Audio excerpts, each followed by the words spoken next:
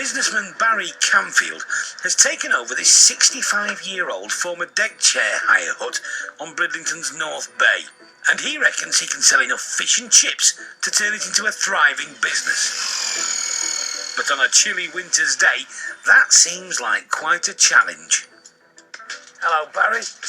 Hello, how are you doing? Here we are. I'm all right, thank you. Very good. Here we are in Brid. It's not a bad location, is it? It's one of the best, I think. So we've looked inside. Yeah, sure. So, Barry, how have you ended up here? I could see the potential. I'm from Bridlington. I've been in catering for the last 15 years, and I could see it was a goer. But it hasn't all been straightforward. Barry's done most of the work himself, and getting the frying range inside meant some pretty extreme measures. This is the beating heart of the fish and chip shop, isn't it? This is never going anywhere. No, I'd be knocking the wall down if it has to go out, unfortunately. Picking the range was probably my biggest headache, because it's the biggest piece of kit and the most expensive. Barry's invested thousands in his new business, and he has to make it work.